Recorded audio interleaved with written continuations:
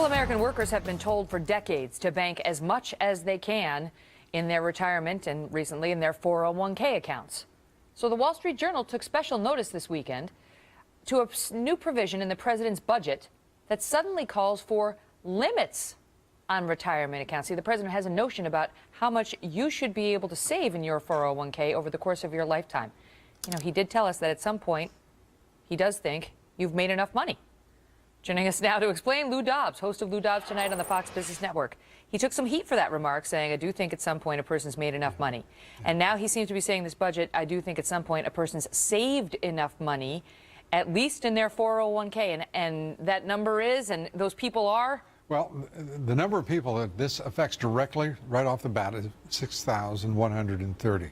6,130 will have assets in excess of $3 million, or over $205,000 a year in income as a result. Over the course of your lifetime. So many of us have been putting in our 401k since we were in our 20s, hoping to retire in our 60s. So if over those 40-plus years we managed to somehow make a save and accumulate with our investments, $3 million. He says that's enough. Exactly. And the accumulate is the important word in there, because if a person, a man or a woman, is fortunate enough and smart enough and works hard enough to see their 401k, their IRA, rise and appreciate significantly, this is the federal government, it's this president, putting a cap on how much you may have.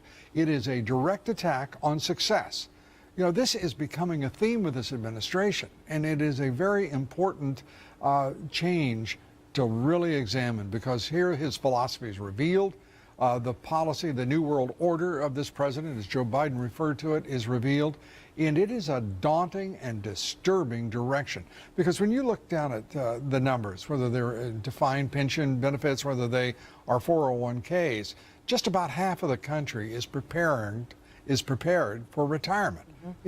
That's striking in and of itself. And there's a reason that Congress made these investment vehicles like 401ks and IRAs so tax-friendly, because they want us to save. They're not so sure about Social Security and Medicare and all these other programs. They want us to save for our own retirement, but now we have the president saying, well, go ahead and save, but if you save more than this, you're not going to get any tax benefits and for it. And the savings rate over the last few years has declined from 6.5% to 2.5%. So what is happening is the direct inverse of what Congress intended with these tax-friendly. What do you mean? So we're saving less?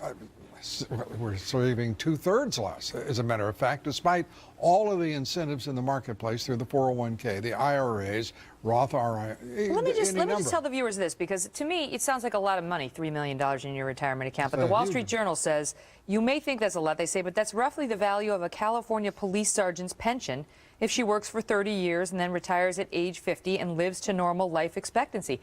You can get to $3 million with not that much effort, as long as you continue to make the donations or the deposits into your 401k. And of course, that's a cash equivalency, because she will be receiving this the sergeant $205,000 in benefits, which creates an equivalency to $3 million, even though that amount may not be. What does President Obama want to happen to your money, your deposits in the 401k after you reach $3 million? You just can't make it anymore? You can't have it anymore, and someone else will get it, because he has decided.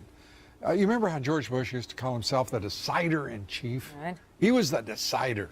This president is the imperious decider, and he is insinuating himself and this government into so many quarters and elements of our lives that it's stunning. Well, they say that this would only make the government about $9 billion more in revenue over 10 years. It's not a lot of money to them, but it's a lot to individual people. And the Journal asserts that A, it's a redistributionist play, B, it's a revenue grab, but they say, C, for many, it will be about reducing the ability of individuals to make themselves independent of the state. Absolutely. This is a president committed to dependency.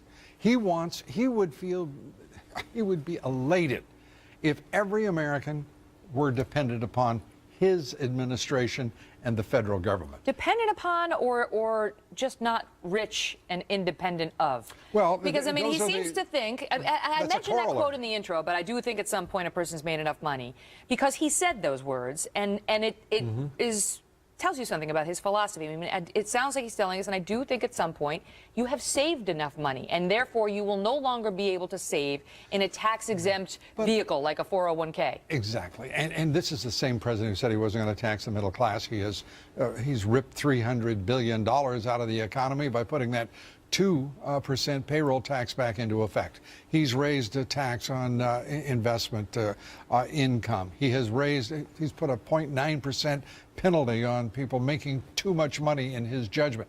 It all adds up to about $1 trillion that he's decided to lay out there in the way of new revenue and receipts. When we take the money out of the 401k, don't we pay taxes? Yes, we do. All right, so it's not like you're tax-free forever. It's just a tax savings vehicle.